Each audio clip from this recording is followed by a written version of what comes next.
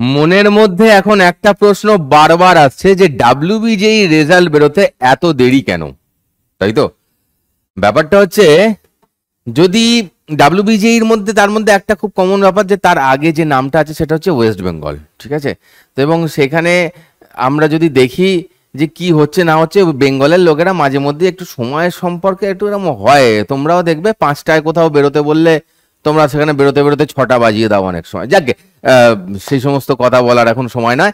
তো যেটা বিষয় হচ্ছে, আমরা যদি প্রিভিয়াস ইয়ারগুলো দেখি তাহলে দেখবো জেনারেলি 1 মাসের মধ্যে রেজাল্ট বেরোয়। আবার কোনো কোনো বছর দেখা গেছে যে 10 দিন লেটও হয়েছে।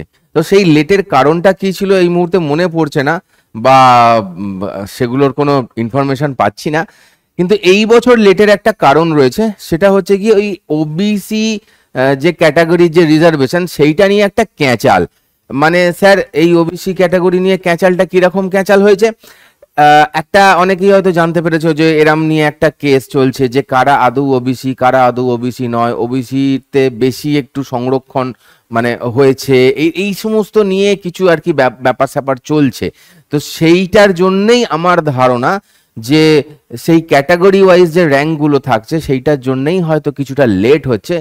তো লেট সি, আশা করছি এই সপ্তাহের মধ্যেই সেই কেসটার যা কিছু রেজাল্ট আমাদের হাতে চলে আসবে এবং তোমরা তোমাদের যে ডাব্লিউবিজেই পরীক্ষার র্যাঙ্কিং যেটা সেটা তোমাদের সামনে উঠে আসবে।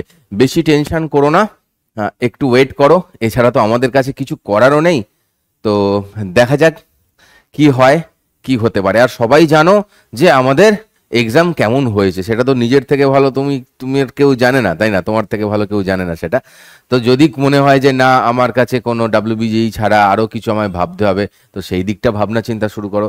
কেউ যদি ভাবো যে না, আমার ডাব্লিউবিজেই আমি শিওর শট পাবো, ঠিক আছে, তো তাহলে নিজেকে একটু হালকা ডেভেলপমেন্ট শুরু করো যে কোনোভাবে। তুমি এখন তো অনলাইনে বসে কিছুই শিখতে পারো, তুমি যে কোনো কিছুই, মানে কম্পিউটার সম্পর্কেও একটু এক্সট্রা নলেজ রাখতে পারো।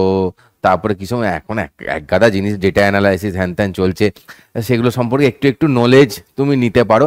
বসে থেকে সারাদিন আর কি করবে, টেনশন করার দরকার নেই, এগুলো টুকটাক করো। আর যদি ভাবো যে না, এক্সাম তেমন কিছু ভালো হয়নি, তো তাহলেও তোমাকে সেই বসেই থাকতে হবে রেজাল্টের জন্য, তা না থেকে বরং একটু একটু করে পড়াশোনাও শুরু করে দিতে পারো। ঠিক আছে, চলো তাহলে এই অবধি আমরা ওয়েট করি। আশা করি এই যে আগামী যে সপ্তাহ যেটা আসছে তার মধ্যে এটার যা কিছু ব্যাপার স্যাপার মিটে যাবে এবং আমাদের রেজাল্ট হয়তো জুন মাসের 15 বা 16-এর মধ্যে অবশ্যই আমরা হাতে পেয়ে যাবো, এরকম একটা আমরা আশা করতে পারি। ঠিক আছে, চলো, বাই বাই।